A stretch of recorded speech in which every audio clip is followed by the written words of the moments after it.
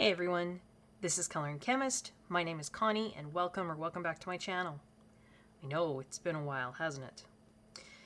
I am finally recording this on my, well, I say new, original computer.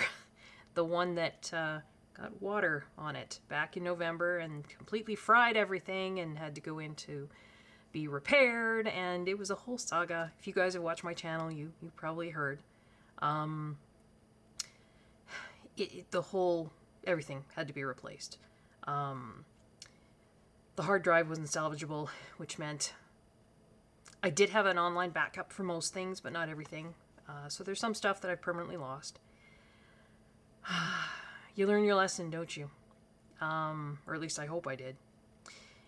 And when I got my new computer back, I did have the premium warranty, which I know they always say there's no point to that. Apparently there is sometimes. And so it was fixed for free. Well, not for free. I paid the warranty, but I had to, once I got the laptop back, because I also use it to teach online, there's a lot of specialized software, etc., that I needed to reinstall. I mean, they basically sent me, it might even have been a new computer, I don't know. So all of that had to be done, and it just took time.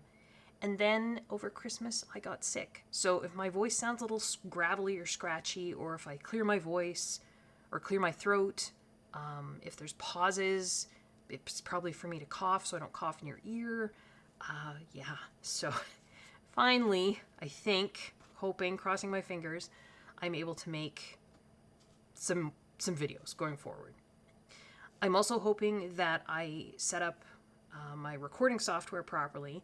I know the last few videos I tried recording and editing on my old laptop, and there was a syncing problem with the audio and video. I'm hoping that's fixed now. So I guess we'll see. This is a video that I fully intended to make before Christmas, and I just, for one reason or another, computer illness, variety of reasons. Of course, the first semester of my online courses finished up just before Christmas as well, so that's a busy time with marking midterms and midterm reports. So I did intend to get this done before Christmas, and it just didn't happen. The lovely people at Ohuhu offered to send me these water-based markers that they've recently come out with. And I know the name of them has caused much mirth and hilarity on the YouTube coloring community, because I have seen these reviewed by a few other channels. It's Pupe. I'm not sure how to pronounce that. Based on English grammar rules, it would be poop.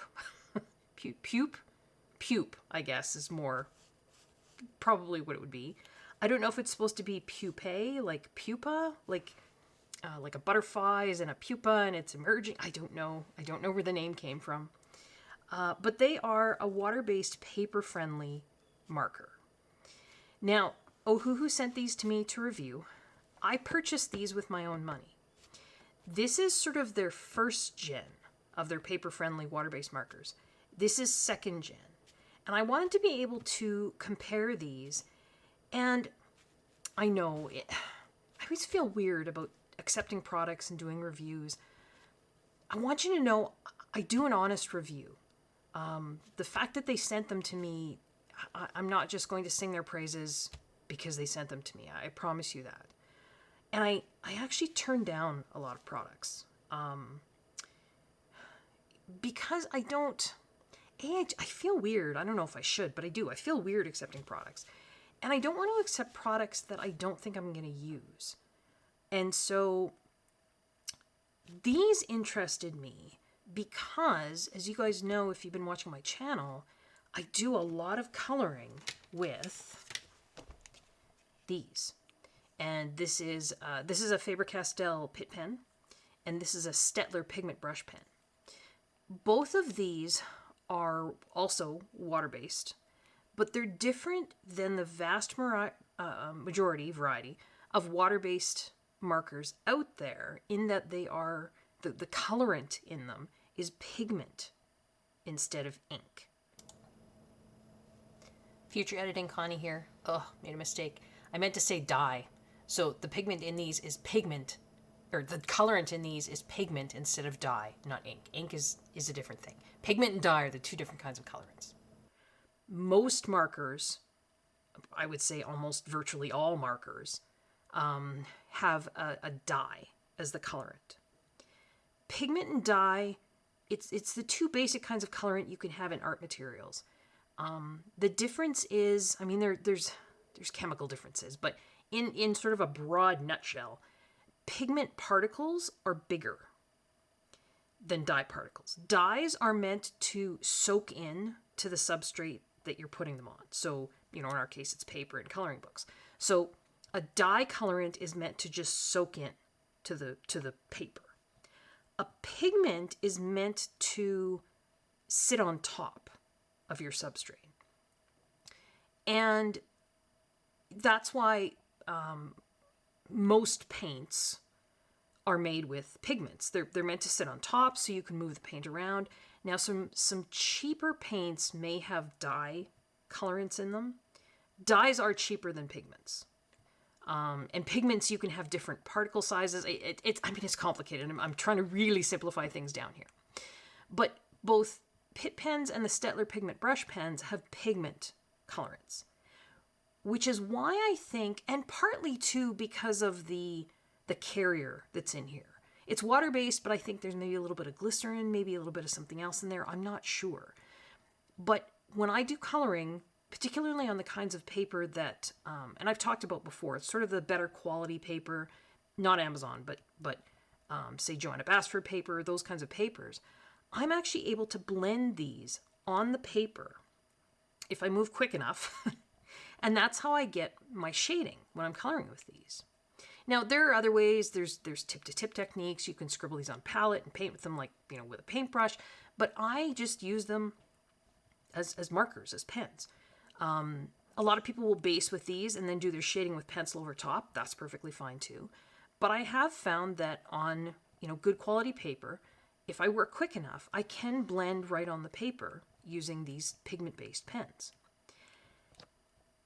I have a number of other water-based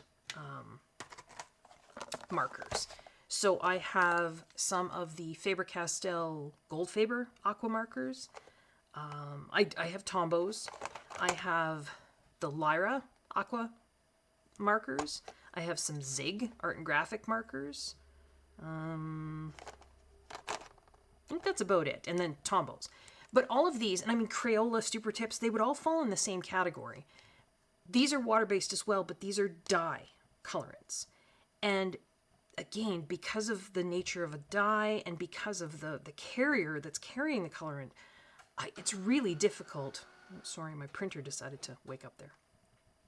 It's really difficult to blend on paper using these markers because dye, the minute you put dye on paper, the paper sucks it up. That's what it's supposed to do. So if the colorant isn't sitting on the surface of the paper, you can't move it around, right? Alcohol markers are also dye-based, and there's more chemistry involved in the carrier there, because obviously the carrier here is alcohol, not water. Alcohol will be absorbed into paper even more quickly than water. There's a whole chemistry thing there. We won't get into it. But the reason I was curious about these markers was Ohuhu says they are pigment-based.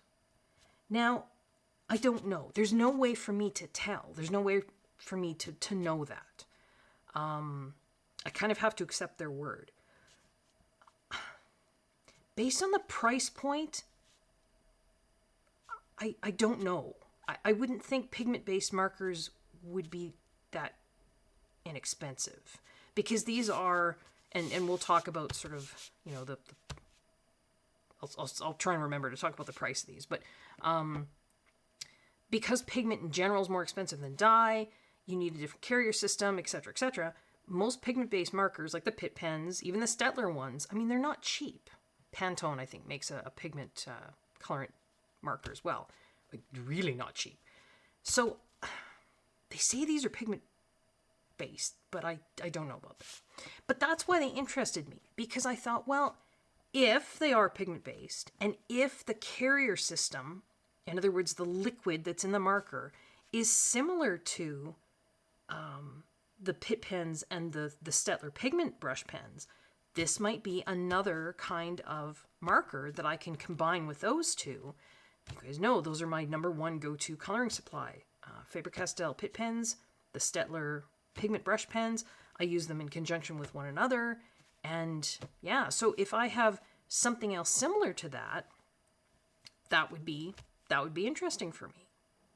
So Ohuhu did send me these ones to try, and I bought these ones with my own money. I just wanted to see, is there a difference between the two? So let's take a look. The packaging between the two is different. This first gen comes in a plastic case. There are 60 markers. Actually, there are 59 colors. It says 60 colors, which is somewhat misleading because there's 59 colors and then a colorless blender. The same thing here. It says 60 colors. There's actually 59 colors and a colorless blender. This first gen, they sort of look like alcohol markers. They are, I'll get to the swatches there in a minute. They're triangular. They're a thicker alcohol marker barrel. I mean, that's kind of what they remind me of. They are, the first gen are dual-ended. There is a fine end, which is, it's like a bullet, if you can see that. Hopefully the lighting's okay today. I don't have any of my filming lights on because it was kind of a nice diffuse light outside this afternoon, so hopefully that's okay. So not a fine liner, but like a bullet. The caps seem like there's a good snap to them. There's a little bit of a texture on the cap to help you pull it off, but if you have hand problems, it might be a little tough. And the other end is a, excuse me, there's the throat clearing, a brush. It's a fiber brush nib. It's not a foam brush nib. Most water-based brush markers do have a fiber nib. In fact, of all of the ones that I have here, let me see. The Gold Faber Aqua fiber, Tombow, which I forgot to get out, but I do have. Tombow have a fiber nib. The Lyra have a fiber brush nib. The only ones that have a foam rubber brush nib are these Zig Art and Graphic Twins. So that kind of sets these apart. I've talked about these before, particularly the black. I use the black for black backgrounds. But this is how the new ones come. So you've got, they were shrink wrapped in plastic, which I took off. And you've got this sleeve you can just slide off. It says water-based ink, vibrant colors, paper durability ensured, non-toxic. Back, it's just got, choking hazard, etc. Doesn't say pigment-based on there, but when I asked the Ohuhu representative, they did say that these markers were pigment-based. So I'm just going to move the first gen here. So here's the second gen. They come in a case, folds out like that. So there's your 60 markers. Again, 59 colors and a colorless blender. I've done a little bit of playing with these already because I wanted to have some background for the video. I know lots of you like sort of unboxing and we're going to play with them together, but I kind of like to look at them first. Just because then if they truly weren't, something I felt that I wanted to share with you guys, I wouldn't. So the case does have a handle you can flip out. It's just your typical nylon case. There's a tiny bit of padding on there, but I mean, they're markers. I don't think it's too, worrisome. Again, just kind of some warnings and ASTM stuff on the back there. Now, a few reviews have gone out on ColorTube with these markers, and they've focused on... Sorry, had to pause, have a little coughing fit. The other reviews have focused on the layering aspect of these. One of the claims that Ohuhu made, I don't remember, I don't see it claimed on the packaging anywhere. don't think. What came inside was this color swatch, so it's pre-printed on some shiny paper. And then just some warnings and stuff. It does say avoid contact with skin, glasses, or clothing. If you get the product in your eye, rinse it out. Keep the product well away from heat sources. Don't eat it. Remember to clean the countertop and wash hands after use. So it seems like there's more information there about staining, so I don't know that I'd give these to kids. I don't think you would classify them as washable. And then it did come with a swatch card as well, which we'll get to in a second. But the other reviews have talked about this layering thing.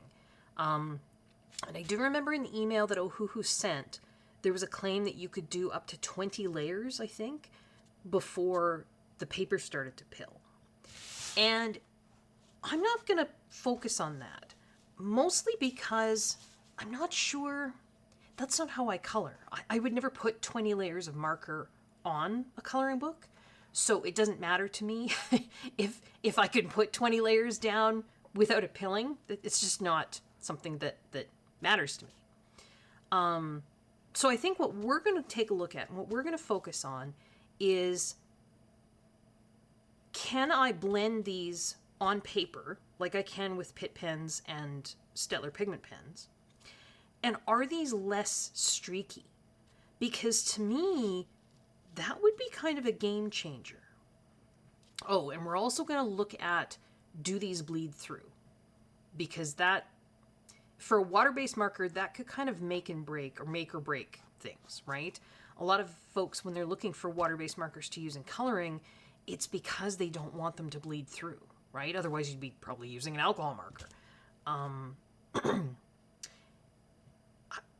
Spoiler, bit of a spoiler. Ohuhu did say in the informational email, that because we chatted back and forth a bit, they do know that there is an issue with bleed through, and they are working on that. So we'll take a look. So what should we look at first? Why don't we look at color selection first before we actually start to use them? Because I thought this was interesting. So I'm going to put those there, those there. Will that work? Maybe that'll work. Won't be a shadow, hopefully. So the first gen also came with a swatch card and a pre-printed swatch card. These pre-printed swatch cards, to me, are kind of, they're not really useful. The color that gets printed, by a toner in even a industrial professional printer is not going to match this ink color. So this, to me, is almost just garbage. I don't know. I would just throw that away. The same thing with the pre-printed swatch card for these new Pupe markers. I don't know. I mean, it's got names and numbers on here, but as we'll see when we take a look at the swatches, and then we'll take an individual look at the markers, there's names and numbers there too. Oh, sorry, I never did show you. Oh my goodness. It's been so long since I recorded a video. I'm all over the shop. Let's take out one of these. So I showed you one of these. There's a brush tip, right? And then like a bullet tip. These ones look more, and they've got that alcohol marker thickness to them. These are more like sort of what you'd think of as a water-based marker. They're longer, they're thinner. They have the same kind of fiber brush, but on the other end, instead of a bullet like these, there's a small fine liner. So if you're looking, for differences between the two, there's a major difference. Size of the barrel, and then these have that bullet end, whereas these have a fine liner end. Both sets of markers have a color number and a color name printed on the outside. These ones also have, these ones have the color name and color number printed on the caps, both ends. You see that? Whereas the second gen have the color name and color number printed on the barrel. So can you see that? It says 14 Deep Scarlet Red. Oh, sorry. Hopefully you can see that. There you go. Now, you'll notice these little dots of color. I did that. So I have, you can buy them on Amazon. They're basically little white sticker dots. They come in great big packages. I think there was 3,600 of them in here or something. I mean, they're not that expensive. But what I did was I colored a dot with the color of marker and then just put some Scotch tape around to hold it on. I've been liking doing that with my markers recently. I know I have a swatch card in here, but that means, I don't know, if I've got that color spot on there, I can just grab the marker and I know exactly what color I'm getting, assuming they don't fade. Now, because these are in a case, they shouldn't. But as we all know, with markers, whether they be water-based or alcohol-based markers, the color of the ink and then the color of the plastic cap is not going to match. Again, it's the same reason why, the colors don't match with these pre-printed swatch cards. It's a different process, creating color. So having these little dots on there, and I did the same thing with these ones. Right? There's a dot of color, just taped it on there. The nice thing about having the name and number on the body, on the barrel, instead of on the caps, if the caps of these get separated from the pen, now why I would have both caps off at the same time, I don't know. But let's say I did. There's no way other than, I don't know, I kind of, if I had both caps off of this and I had a whole bunch of caps off and everything got all mixed up, it might be hard to match the body back with the right cap because there's nothing on the body to indicate color, name, or number. That was another reason why I decided to put the little dots of color on there, because I figured that would be at least easier, because I do have a swatch card I could compare. With this new generation, you actually do have the body on, or the name and number on the body. So if you've got caps all over the place, then, that's not a... I mean, even if you did get the wrong cap and the wrong pen, you'd still know which pen you had. So let's take a look at our colors. They come with swatch cards, which I did fill out. They're in a strange order. They're kind of all over the place on these swatch cards. And I don't like that. To me, when I'm looking, particularly if I'm looking at a set and I'm trying to get a feel for, how comprehensive is the color selection, the color range, when you've got colors mixed up everywhere, I find that really hard to figure out. Now, I will say the color order that the second gen markers came in makes much more sense to me. The first gen markers were all over the place. So what I did was, particularly for the first gen markers, now I better figure out which is which. Yep. I actually rearranged them and put them in my own order. So I'm going to use this to compare color order because this to me makes a lot more sense. So there's 44 colors there, and then I just have to flip over for the last. I don't think... Yeah, I did actually rearrange these a bit too. So there's my color order for those. Let's put that aside. And actually this I think allows me to do maybe a little bit better comparison in terms of color selection between the two. They are both just sets of 60. So, there's going to be colors that we might want that are missing. The new generation, the second gen, came with 3 neons. And I was kind of disappointed to see that. I don't use neons. Whereas the first gen, there were no neon colors.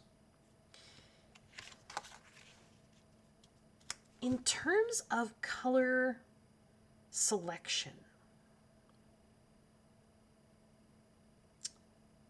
I think for me, it's greens that are lacking.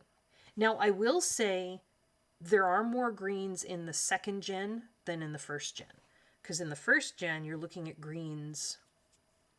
I mean, that agate green, I guess you could call it green, but it's pretty green-blue. Your greens are just there. That's it. In the second gen, you've got, you know, that. Is there any greens on the back? No. You've got, well, I mean, I guess that malachite and the agate green, but you've got a bit more greens. Is there color overlap between the two? That's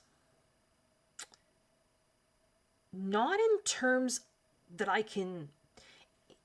If there are, they've renamed and renumbered the color, if that makes sense. So it's not like I'm seeing, you know, here we've got red 11. There's nothing in this new set just called red. And I don't even think, I'm just trying to see if there's a number 11 in here. If there is, it's not red. Yeah, I don't, light fluorescent pink is 12, but, so in terms of, you know, are there duplicate colors? Maybe if I were to actually take and put, like, say,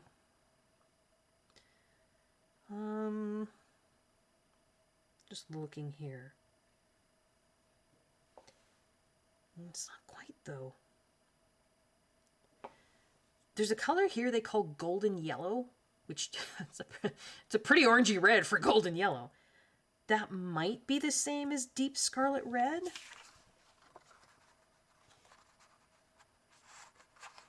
I mean, it's pretty close. Sorry, I can't stay on screen there. It's not exact, though. This argyle and magenta might be the same color. The carmine rose might be the same as bold mauve. Pastel blue might be the same as celeste.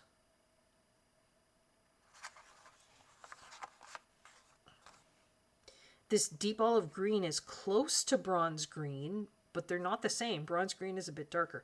Olive green, it's very strange olive green, I would say is pretty close to leaf buds, but not exact. Again, there's just this, it's Pomona green, I think, is pretty much the same as bud green here. So I think there are duplicate colors, but you're going to have to look for them, right? Again, it's not like there's a red 11 here and a red 11 here. So if you got both sets, would you have 100? Well, you wouldn't have 120 colors anyway. You'd have 100 and potentially 118 colors because of the two colorless blenders, right? There's a colorless blender in here and also in the other set. Would you have 118 colors? 118 individual separate colors? I don't think so. But I also don't think you'd have 60 duplicates. This lavender color here is a really lovely gray lavender, and I don't see anything like that here. So, I mean, that's unique to that set. This sky blue is a really pretty... It reminds me of sky blue in the Pitt Pen colors. I don't see anything like that here. The closest we have is... We don't really have one, because this pastel blue, I think, is the Celeste up here. So you would have some unique colors, but I can't honestly give you a number, you know, how many duplicates or how many crossovers there would be. Just take a look at the back here. You've got a selection of browns and grays for both of them. And then you've got these fluorescents. Again, not something I color with, but yeah, like Cool Gray 6 and Heron look pretty close to me. Dust Gray 59 and Warm Gray 0.5 look pretty close. This dark brown and bitter chocolate look close. Pecan and ochre, that looks a little bit yellower. The dough and the burnt ochre.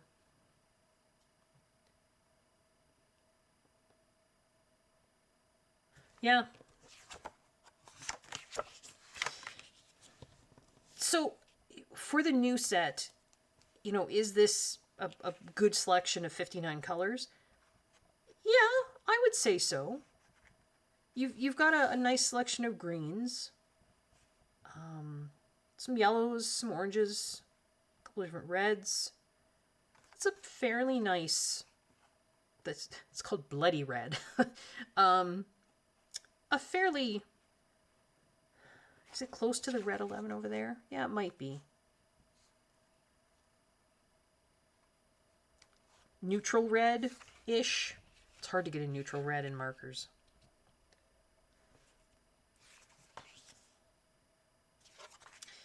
There are some colors in this first gen set, though, that, again, I'm a big fan of. These are all very mid-tone colors, right? You've got a few lights here. Pastel blue, pink blush, powder pink, which is actually more of a... It's like a peach. Actually, over here, they call it pastel peach. I think those are probably... This powder pink and pastel peach are probably the same color. You've got this bud green, which is fairly light. But a lot of mid-tone colors, right? Which, I mean, not a lot of darks. You've got Napoleon blue, blue violet. But in a 60 set, particularly with kind of budget-friendly markers, mid-tones are what you're going to get. Now, mid-tone and... What's the word I'm looking for? I'm not an art person. For those of you that know, I'm a chemistry person, so I'm probably... forgive me if I'm using the wrong art term, but I want to say primary, but I know that's not... I don't mean primary as in red, yellow, blue, but I mean... not tones. Maybe tones is a color plus gray. And to me, those are the complicated, complex looking colors, right? Like this lavender. That to me is a violet plus a gray. This sky blue to me looks like it has like a little bit of gray in it. Those are the colors I really love. They're complex. They don't look, for lack of a better word, childish. That's and I don't mean that insultingly. I can't think of a different way to say it. I don't see a lot of those grayed out colors in the second gen set. Yeah, I just don't. And to be fair, there's not a lot in the first gen set either. But there were a few, like that sky blue, the lavender. Some interesting warm grays there.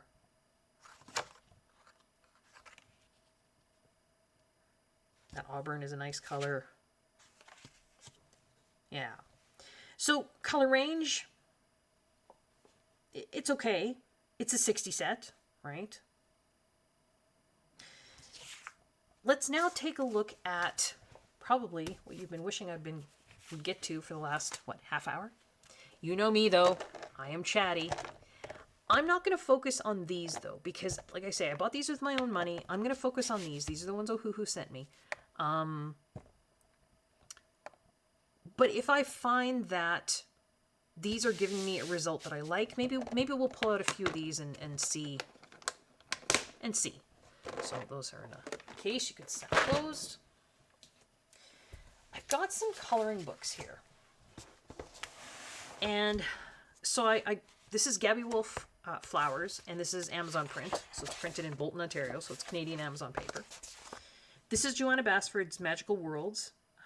This is her newest one. This is the UK edition, but the UK and the US paper should be the same now, so I figured that was okay.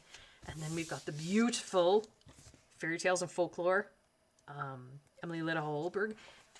Honestly, this is the best coloring book paper I have ever come across in my entire life, and I think others have said this as well. It's thick. It just works beautifully with different mediums. I pulled this as sort of an example of, the best coloring book paper.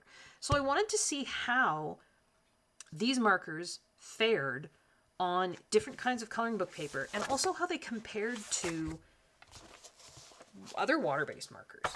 So that's why I have my Boston Pizza tray here. So I've got an alcohol marker, just, for comparison's sake. I did grab 2 Lyra markers, and these are all kind of an olivey green color. It's my favorite color. kind of a light and a dark. I grabbed two Faber-Castell Gold Faber Aqua markers, light and a dark. Two of the Zig Art and Graphic Twin markers, kind of a light and a dark, kind of an olivey green. And then these two are the new Ohuhu, right?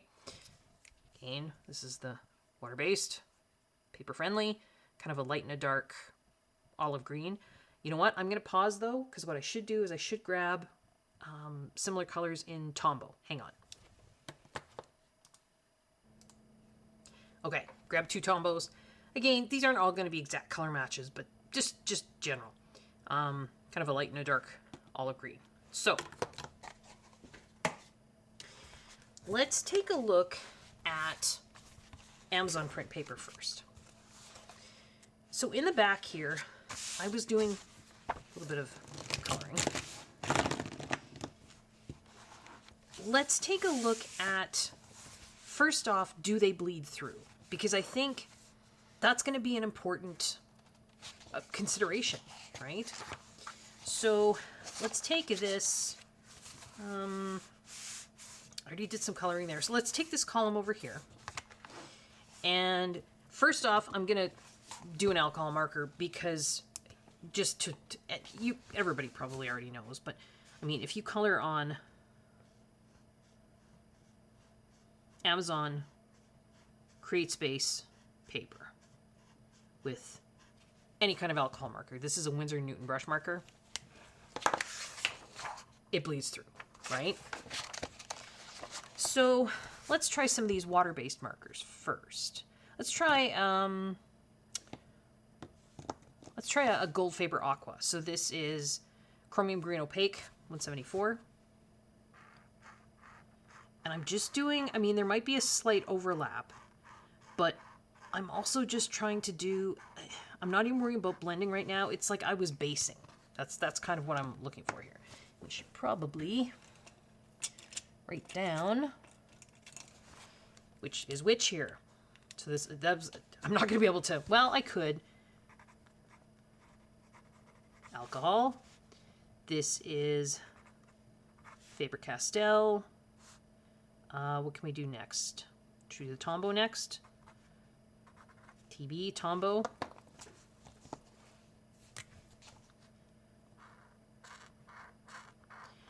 I'm not doing more than one layer right now. Again, not worrying about the, can I do 20 layers? Some others have done some wonderful videos on that. Lily over at Art Journey did a really great video comparing that. So let's do the Lyra next.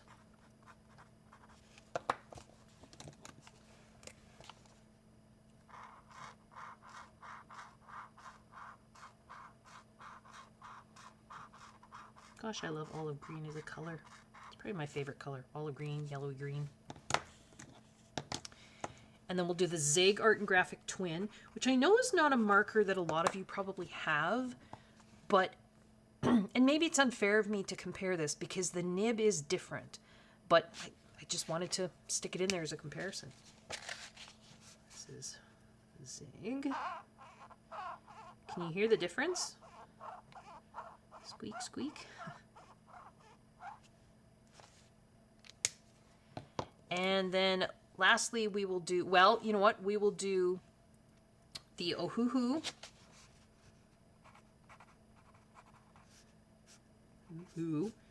Second. And you know what? I will grab a first. So Ohuhu first gem, just to compare the difference. So I'm just going to pause here. I'll be right back. Okay, so this is the, make sure you know which is which. There's my first gen. So this is my second gen.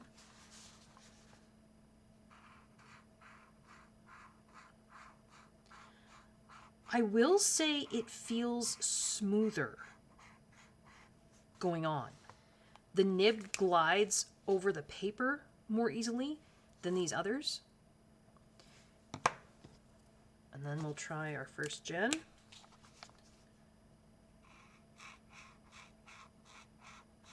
Again, the nib feels like it glides more easily. I don't know. I think the nibs are just your typical fiber nibs. So it's got to be something in the formulation of the ink, the carrier they're using, right? So, shall we see?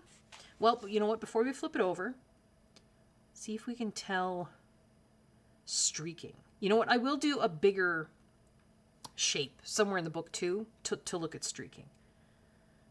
I don't see a lot of difference. These are smaller shapes. I'd say the least amount of streaking is actually the zig, but I already kind of knew that. And again, maybe it's not fair of me to be comparing these because they do have a different, they're just different. I love them, but they're different. So let's see about bleed through. Ew. Well, they do bleed through. There's my alcohol marker. That's going to bleed through. With these other water-based markers, I mean, there's the Faber-Castell Gold Faber, there's the Tombow, the Lyra, the Zig. There's ghosting. Again, this is just thin Amazon print paper, right? In fact, there's probably the most ghosting with the Zig, probably the least with the Tombow. That's definitely bleed through. Amazon print books are almost always single-sided, though. So, I mean, in Amazon print books, that's not necessarily a bad thing. Again, Ohuhu did tell me that they know that these markers do bleed through more so than other water-based markers. They are working on that. With one layer like that, I don't feel a whole lot of difference. The Ohuhu actually seems to have maybe buckled the paper a little bit more. Again, I'm not sure what kind of carrier they've got in here. Whether maybe there's some kind of solvent they have in here. I don't know. They feel smoother nib on paper, but they did buckle the paper a little bit more. Like I can feel it. Least amount of buckling is probably the Tombow. Now, in terms of the finish, let's see if we can zoom in here a little bit. Just so we can see some comparison here. This alcohol marker, it's actually kind of drying out, so maybe it wasn't the best choice, but that's not actually great coverage for an alcohol marker. The Faber-Castell did not bad in terms of coverage. The Tombow is actually a little bit speckly and streaky. The Lyra is a little bit speckly and streaky. The Zig is better. And, I mean, I think ink-wise, the Ohuhu is comparable to the Zig. Like, there's less kind of that speckling and streaking, but it's definitely bumpier. Like, it's wrinkled the paper more. Even than the Zig. The Zig probably wrinkled it a little bit more than the others. Could that be because they're juicier markers? Maybe. I don't know. So, we do have bleed through. And again, I'm not going to worry about how many layers can I put down before the paper starts to pill, just because others have already done that. And that's not really a worry for me. I don't put down more than, I would say 2, 3, 4 layers at the most. And so, yeah, it's not a worry for me. So, should we see if we get some bleed through on some Joanna Basford paper? I'm not going to do the alcohol marker again. You guys know. And I probably am not going to write down the order that I do them in here. I'll just keep the same order as I had in the other coloring book. So we did Faber-Castell first. So that's chromium green opaque. We'll do them over here. So again, I'll just try and do a little... Now, all of these nibs feel better on Joanna's paper. It's a nicer paper, right? Then I did the Tombow.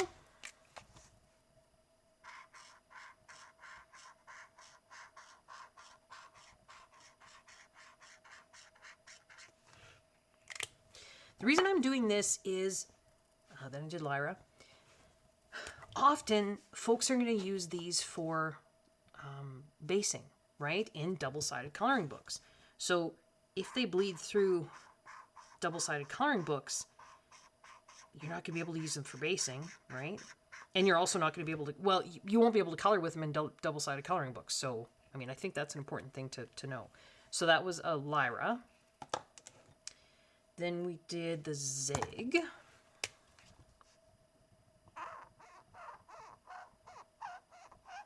Can you hear the difference? Squeak, squeak, squeak. That's because this has a foam rubber nib. The other ones are all fiber nibs.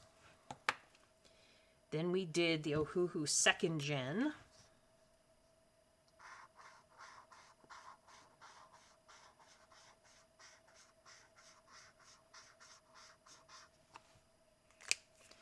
And then we did the Ohuhu 1st Gen.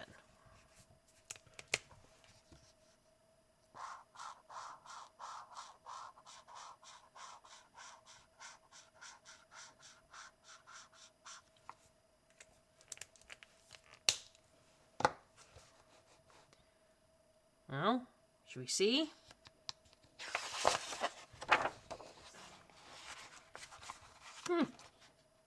Okay. I see the tiniest hint of ghosting with the Ohuhu. Maybe with the Zig. I don't see much of anything up here. Yeah, I would say the tiniest bit of ghosting with the Ohuhu.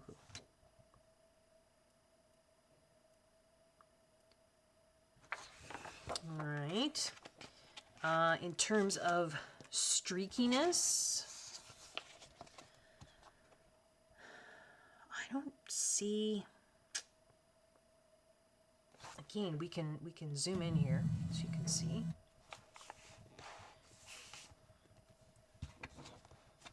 So there was the Faber-Castell Gold Faber. It's kind of speckly, if that, not so much streaky as speckly.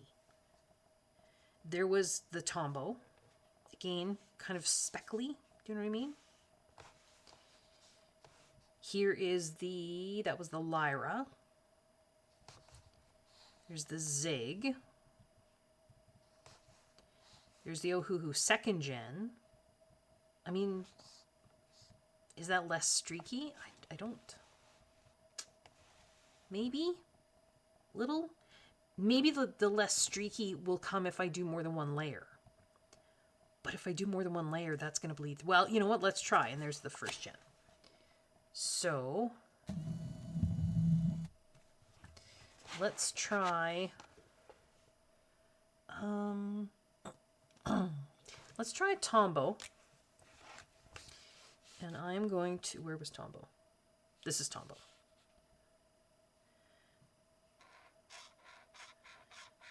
Kind of go back and forth a little bit more, you know, as though I was basing, trying to make sure I don't have streaks. Do it that way. So that was kind of sort of 2 layers, but probably maybe a little bit more because I was putting my strokes pretty close to one another. And we'll do the same thing with this Ohuhu 2nd Gen. Strokes kind of closer to one another, so I'm sort of overlapping. And then we'll do a 2nd layer over top. Did that do on the other side? That's definitely on the verge of coming through. You can see a tiny bit of ghosting, yeah. But I mean, I can also see the print of the words through from the other side of the page. So I don't think that I would say if I saw that on the back side of a page, I don't think I would consider the back side of the page ruined. That's actually darkening as it sits. Or as we're talking. Yeah. I don't think you could get away with using these on Joanna's paper to base. Maybe 1 layer if you were very careful, but more than that, And we've definitely got, like, the paper is buckling, bulging. Whereas it's not with the Tombow. All right. Oh, is one less streaky, though? I mean, I don't think that's streaky. It's a little bit more speckly looking. This is less speckly looking, not streaky, but it's on the verge of bleeding through, right? So let's now take a look at, hey Emily, some really excellent paper. I know I'm going to kind of wreck this back page, but there isn't a, and I know this kind of goes onto the page. Well, you know what, we could just pretend that wasn't there. And I was doing a little bit, I was trying to sort of be neat and tidy down here, but yeah, there's not a color test page in here, so we'll do the same thing we did on the others. We'll do sort of one layer.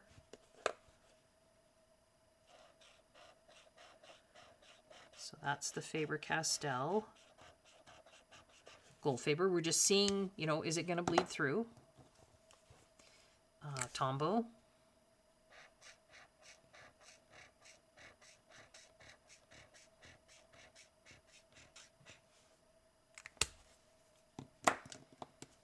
Lyra.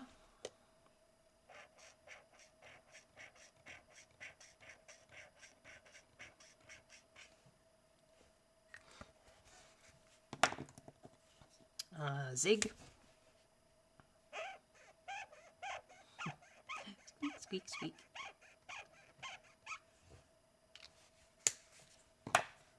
This is the Ohuhu 2nd Gen, paper friendly.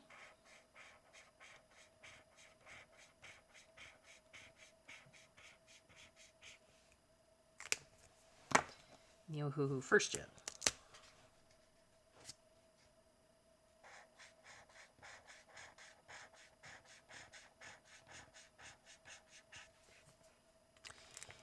Then we'll do the same thing we did on the other, on the Joanna the Joanna Bassford page. So this is Tombow, but I'm going to try and see if I can get rid of the streaks. So I'm going to do kind of much closer together.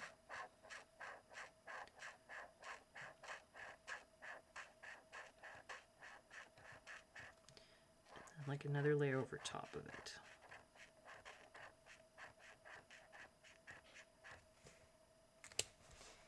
And then we'll do the same thing with the Ohuhu 2nd Gen.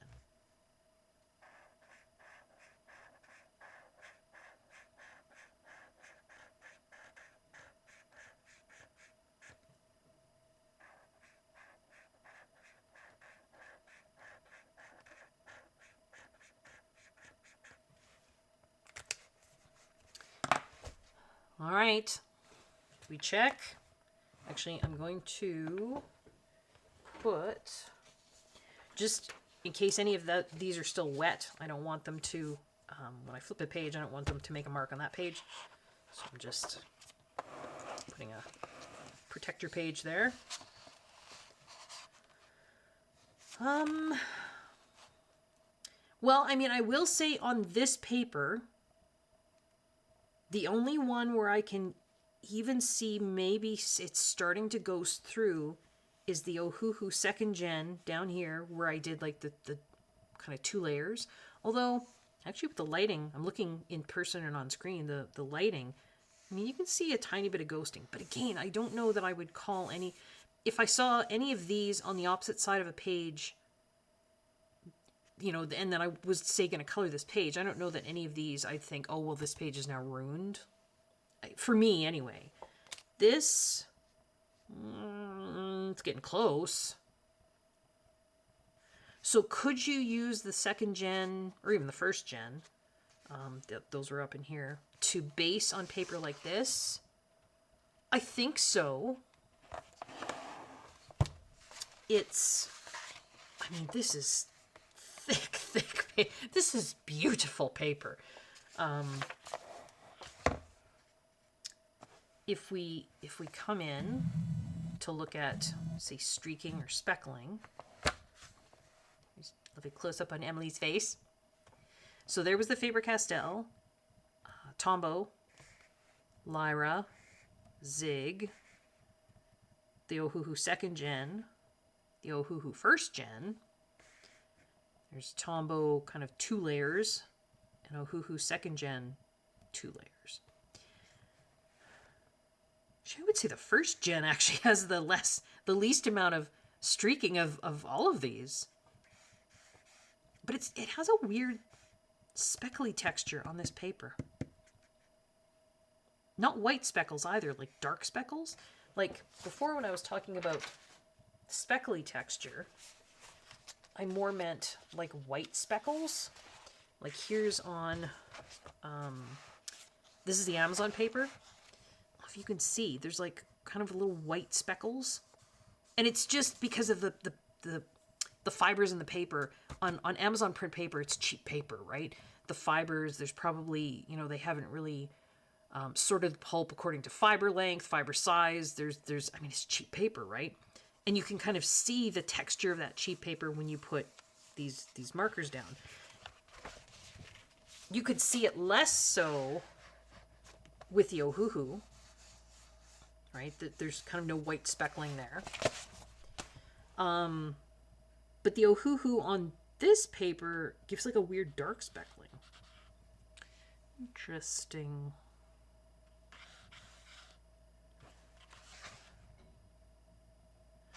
All right. So will these paper-friendly markers bleed through? I think unless you've got super thick paper like this, again, I chose, this is one of the best coloring book papers I've ever worked on, is in Emily's book. This is obviously, one of the worst. And then I tried to choose kind of middle of the road. This is the same paper that is in, I think, Kirby Roseanne's books. It's close to the same paper that's in the mythographic books-ish. And I don't know that you could base... excuse me. If you did base, you'd have to be really careful. Because, there's more than... There's the multiple layers we were putting down. So, what if we... Sorry, another coughing pause. What if we... Let's find a big space.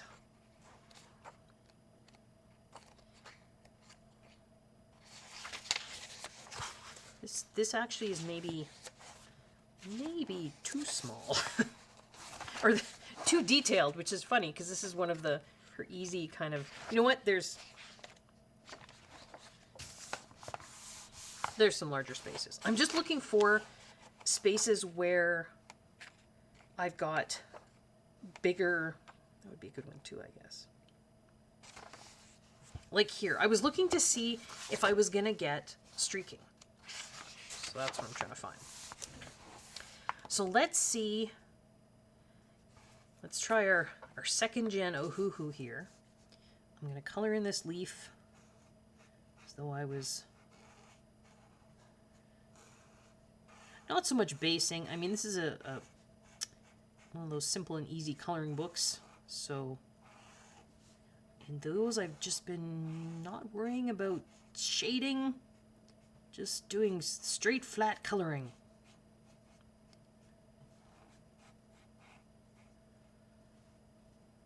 There's that leaf, which was kind of more or less one layer-ish.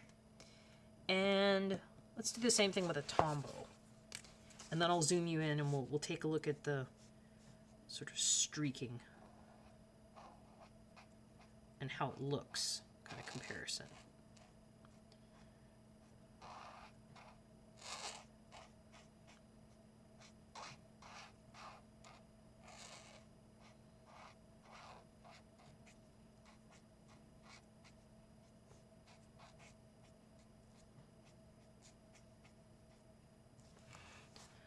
Here's Tombow.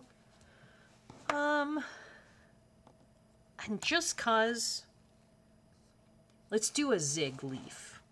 I just want to see what's going to happen. Do the big leaf down here.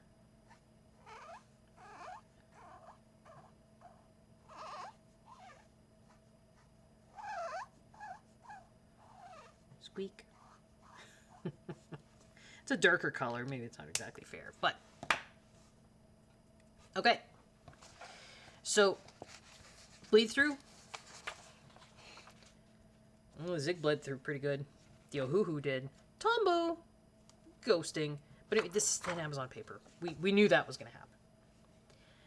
What about in terms of streakiness?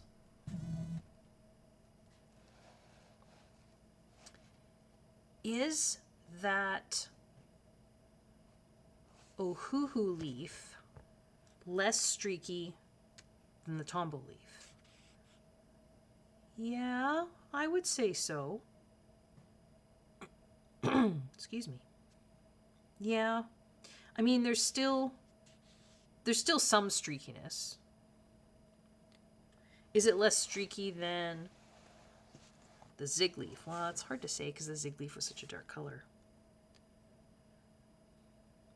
Actually, I would say the Zig and the Ohuhu leaf, kind of the same amount of streakiness. Same amount of paper buckling, too. Tombow is much less paper buckling, but more streaky. Again, it's the ink, right?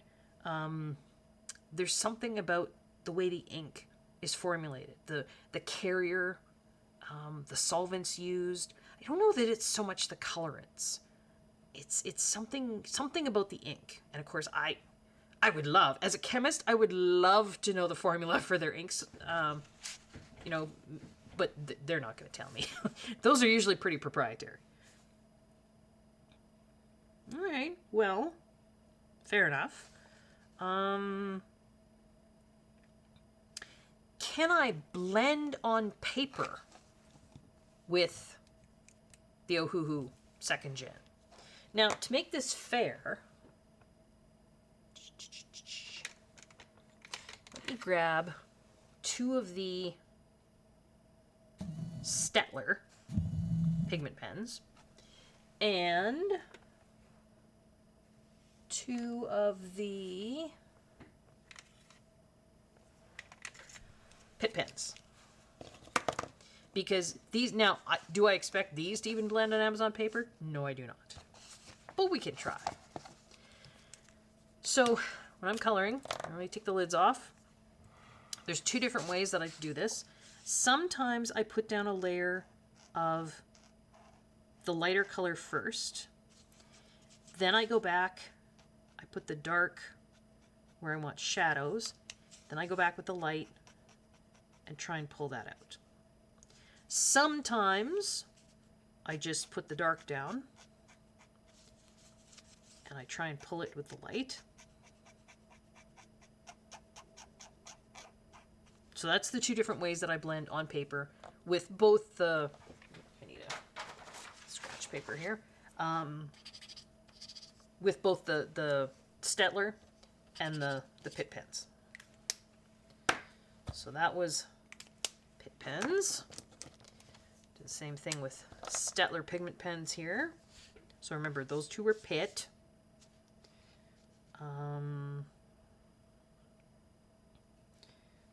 We'll do some Staedtler here, which is which. So here's the... You know what?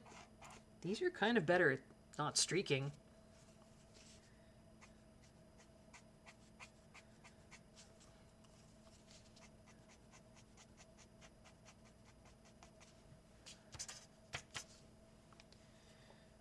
And then... Sure. Turn the book and switch sides.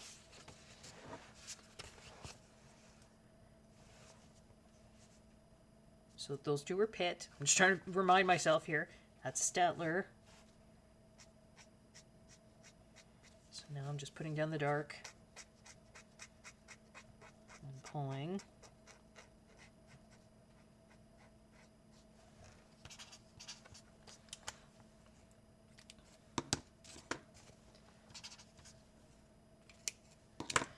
And then we will try the same thing with these Ohuhu. So both caps come off. We'll do, again, both types of blending. So we'll put the light down first.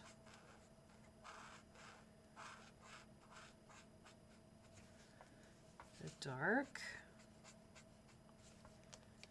And then try and pull it with the light. And then we'll just put down dark. And try and pull it with the light. Now, am I expecting any of this blending to work well on Amazon paper? No, I'm not. But we'll also try this on Joanna Basford. So, let's zoom in. See what happened with the blending. So we'll come right in.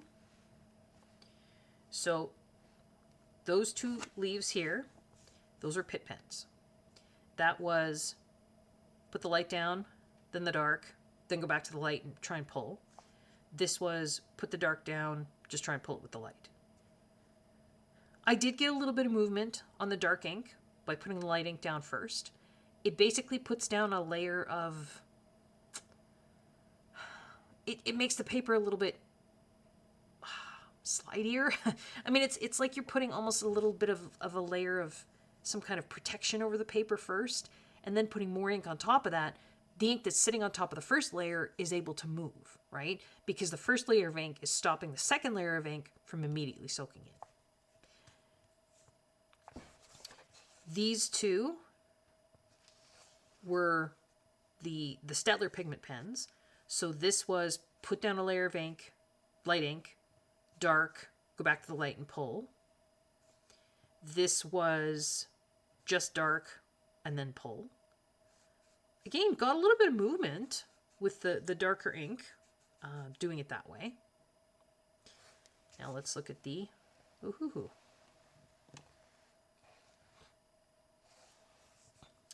This was... Ooh, which way? This way. This one was put down light, dark, light again. This was put down dark and then light. Oops. Right? I don't think I got any ink movement, really. But I mean, not... It's not that it...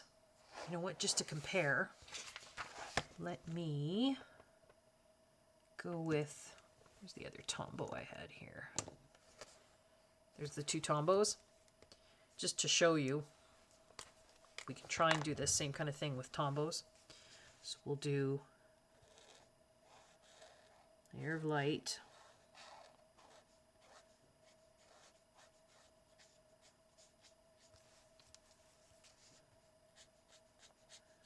Dark. This may be a little unfair. That's pretty dark. And then try and pull. Or you can just put down some dark and try and pull.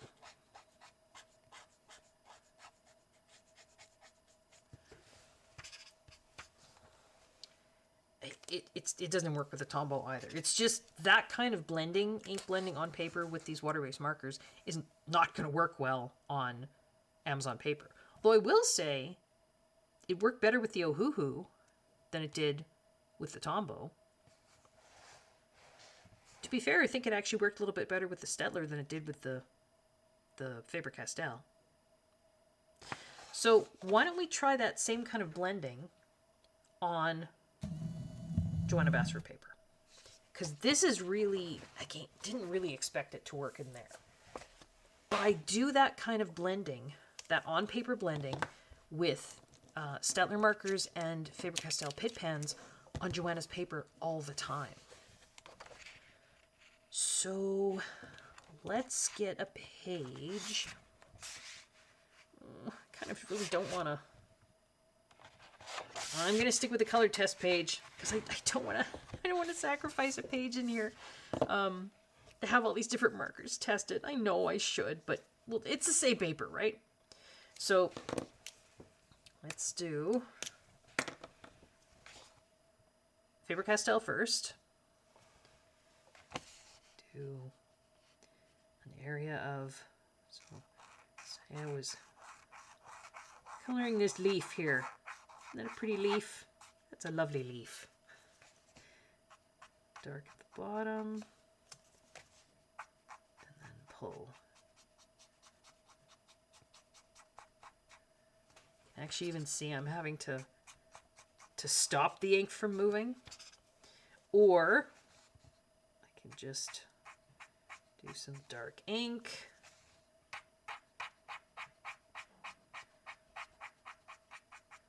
That's less effective, but I can absolutely get the end. I'll zoom in a sec here so you can see close up, but I absolutely can get those inks to move on Joanna's paper. So again, this is now the Staedtler. Lovely leaf. Oh, pretty. Dark ink at the bottom. Blend. Again, I'm actually flicking backwards because the dark ink is almost moving a little bit too much. Just put some dark ink down. Can I get it to move? Yeah, I can still get it to move a little bit.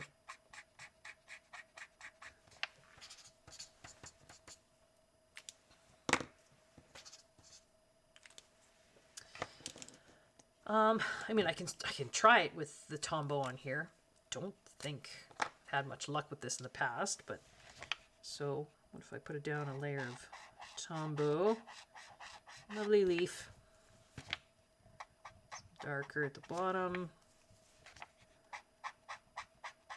Yeah, I mean, not really. And I can pretty much definitely say that if I do this way, dark first, and then just try and get the, yeah, that's really not going to work at all.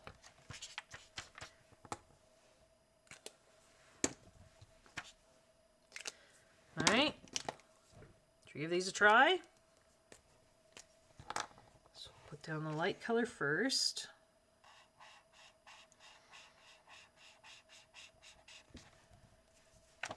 Dark.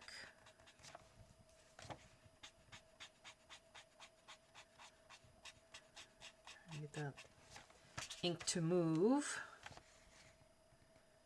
Yeah.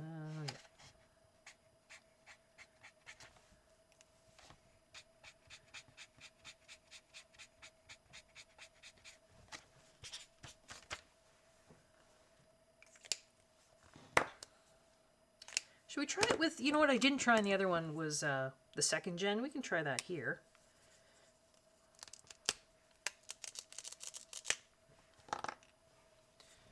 So this is my light.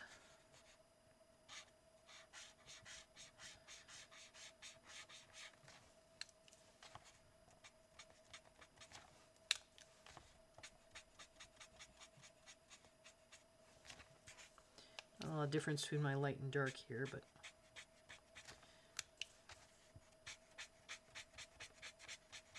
just want to see if I can get those inks to move. All right, so let's zoom in now and take a look. Actually, you know what? Before we zoom in, how much bleed through did we get?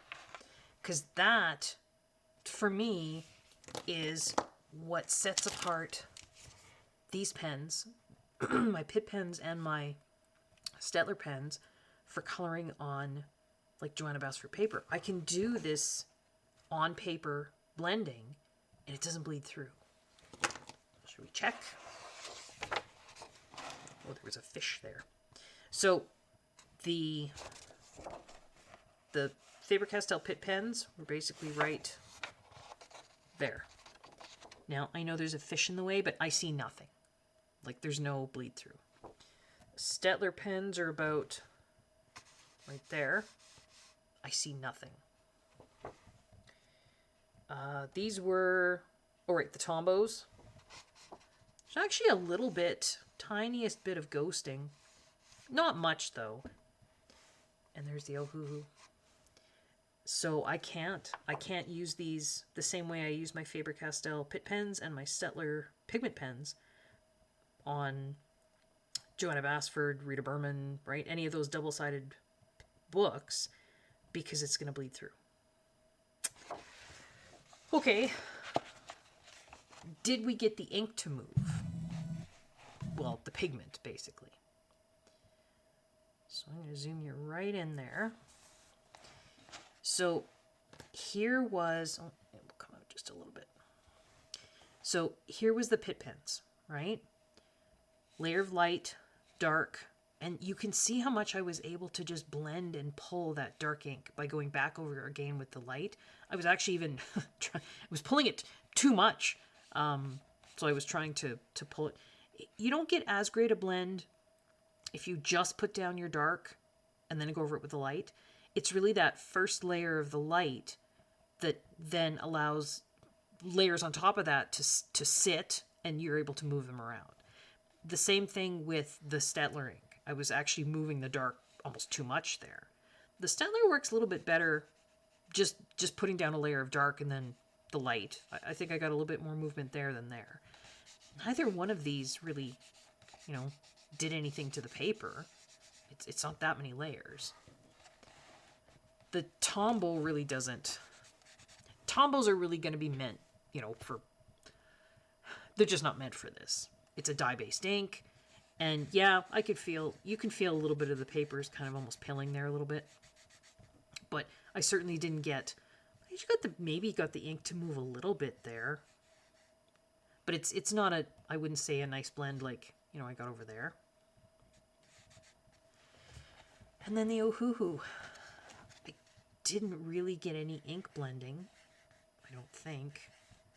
I don't see, there's the second gen and there was the first gen. It bubbles the paper. Like I can feel the paper is ripply. Whereas I go back here to my beloved Pitt Pens and Staedtler pens, that paper isn't ripply. It's a tiny bit ripply with the Tombow, but yeah. And we've got bleed through, right, with the Ohuhu. So, do I, excuse me. Well, you know what, just to say I did. Let's go to the back page here. What if I were to, say, color this whole leaf with stuff all over the place here? The Ohuhu second gen. So I'll even try and give it its best shot here. I'll put down the light first. Whole leaf.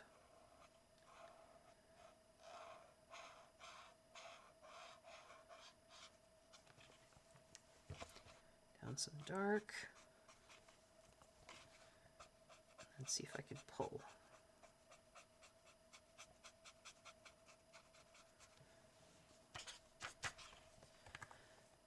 Okay.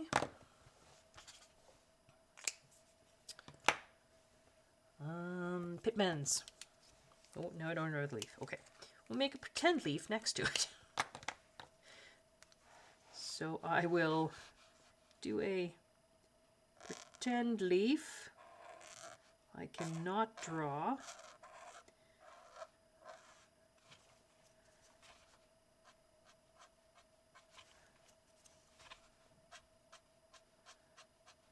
Oh. God,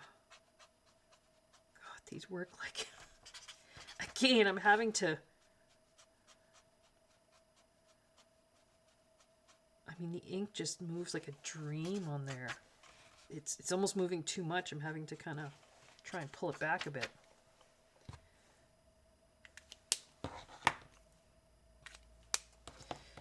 But, before I zoom in, so we've got right there and right there.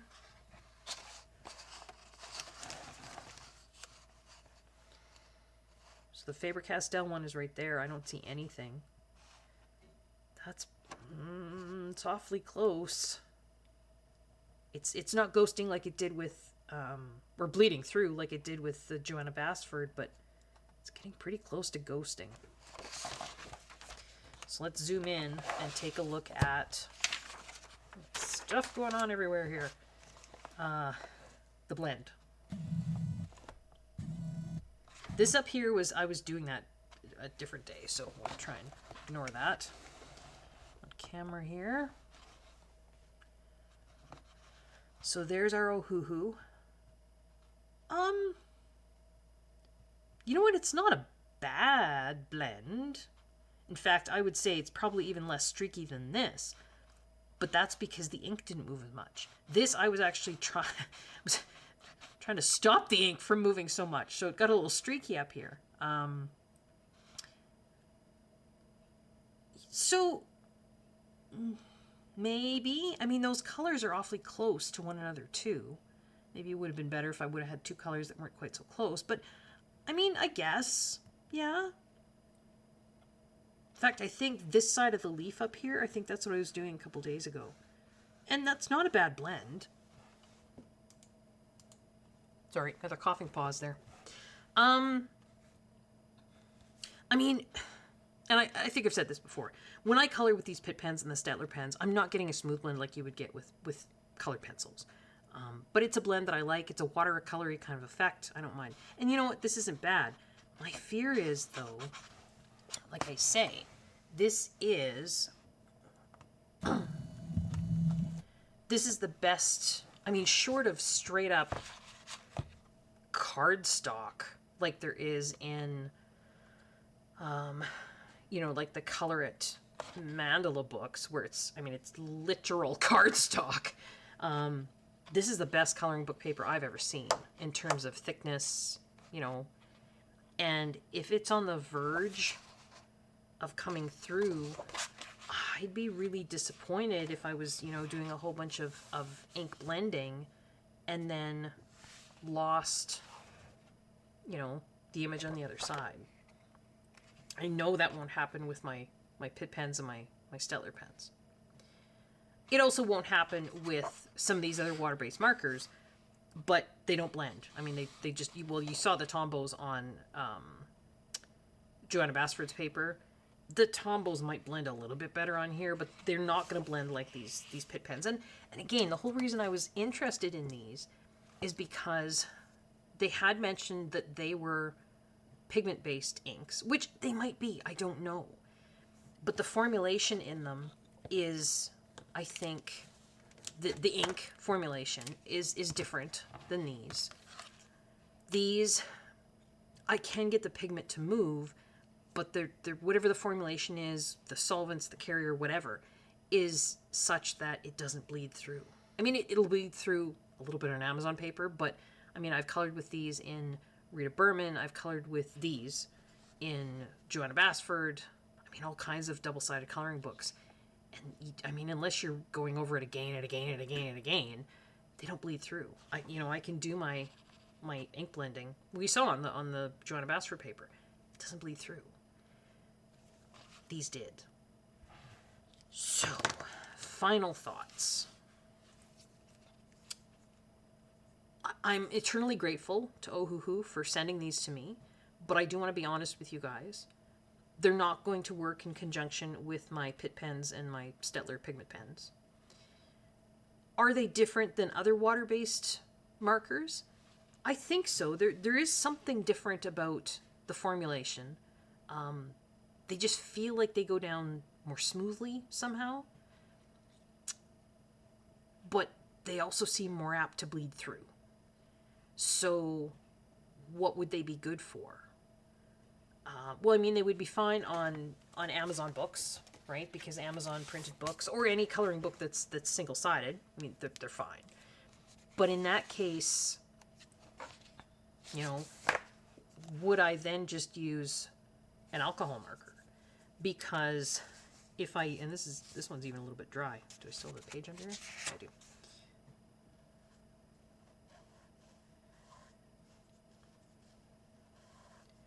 If I'm looking for, you know, coloring on these these Amazon, particularly these simple, you know, big and easy, simple books with the great big thick line work, if I want something that's truly streak free, I would probably just go with an alcohol marker. I mean, this one I didn't go back over and over again.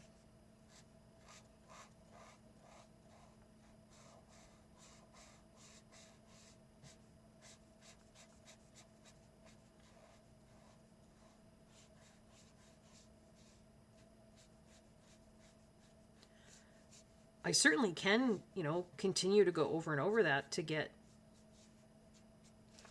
no streaks.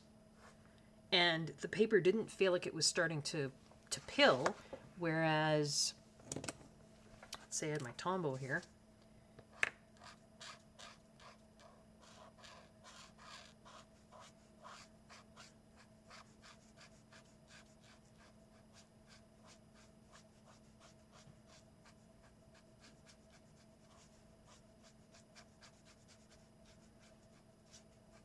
I don't know. With the brush pen, it's pretty easy to keep going and to not feel like you're getting any pilling.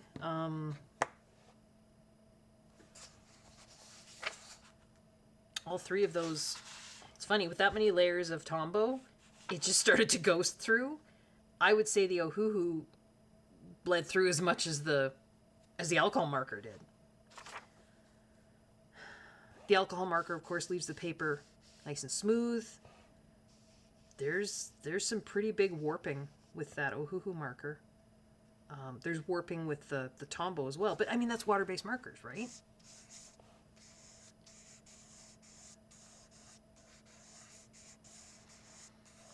Do I think it's less damaging to the paper? I don't know. It feels different going down. It does. It's smoother. Doesn't feel like it's catching it at the paper as much. I don't know whether that's... I don't think the nib is any different. I think it's just a fiber nib, so it must be something in the formulation of their ink. Maybe there's a little bit more glycerin in here. I don't know.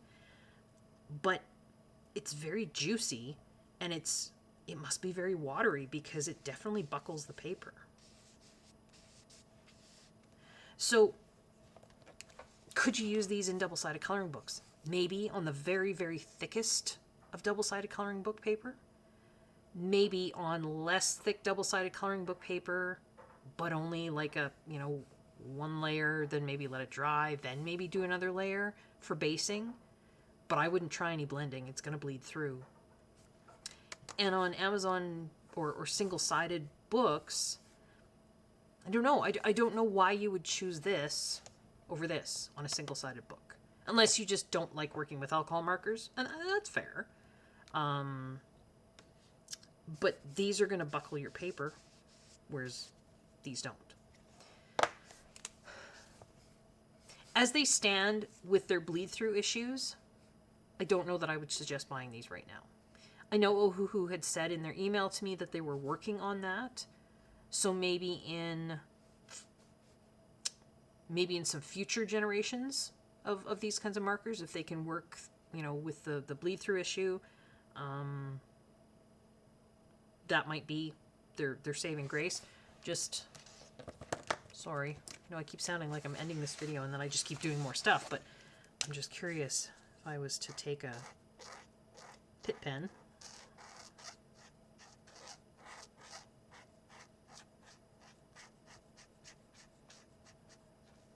just again flat coloring, but trying to get it so it's not streaky.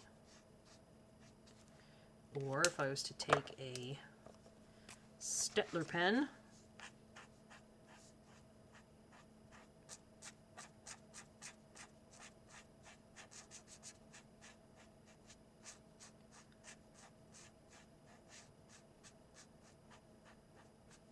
either of those really feel like they're, you know, pilling up the paper either.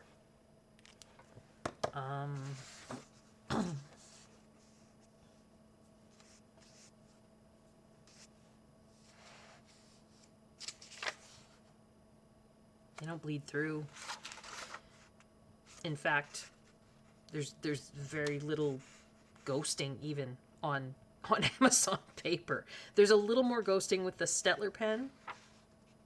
I mean the Pitt pen. I don't know. It doesn't look as smooth as these others. It's almost like you can see the pigment. I don't know. So the Staedtler and the Pitt pens don't give a really smooth finish, like the alcohol marker or even the Ohuhu and the Tombow. You can see where the Tombows started to pill up the paper there a little bit. You see? Little bits there. I don't know if you can see that or not. Whereas the Ohuhu didn't. I mean, what they say I think is true. These do seem to be more friendly on paper. They don't make the paper pill up. But unless they can fix the bleed through issue, I don't see a point in buying these if you already have, you know, any of these.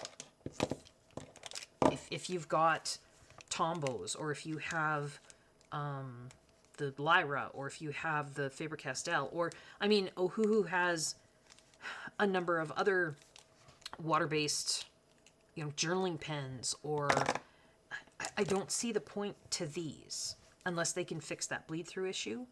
Because to me, if I'm using a pen like these, I'm not going over, you know, I'm not doing this. You know, I'm not going over and over and over and over an area on Amazon paper that many times to make these worth it. Sorry, another coughing fit. Must be my body's way of telling me that's enough for today, Connie. I do have a code from the lovely people at Ohuhu that I will put in the description below. If you want to purchase these from their website, it's 10% off for, I think it's valid for 6 months. So I'm filming this on January 9th. It'll probably go up probably tomorrow, the 10th. So 6 months from now, so sometime in June, beginning in June, be good for them. Yeah, I mean, if you want to give them a try, like I say, I don't, till they can fix that bleed through issue, I would maybe hold off. I would wait. That's it. So, I'm glad to be back. I hope to be putting out more videos. I'm hoping, crossing my fingers, that the issue with syncing the video and audio is fixed now that I have my regular computer back. I'm hoping my cold finally leaves my throat and sinuses for good. And I'm hoping to get back into coloring. I did very little coloring from like, well, when my computer crashed, kind of end-ish of November, 20th, somewhere in there, to now, beginning of January. That's why you haven't seen, you know, a completed pages video from me, anything. It's just been a rotten 2 months. But I'm hoping things are on the upswing. And I know, in the grand scheme of things, there's so many people suffering in the world right now that what I'm complaining about are absolutely first world problems. I know. I realize how lucky I am. So, gosh, it's been so long I forgot my usual spiel. If you like what you're seeing on my channel, consider liking the video, subscribing, hitting the notification bell, leaving me a comment, letting friends know that you found a channel that you like. They might like it too. I hope everyone is safe. I hope everyone is well. And I hope everyone is enjoying their coloring. Till next time, folks, take care. Bye-bye.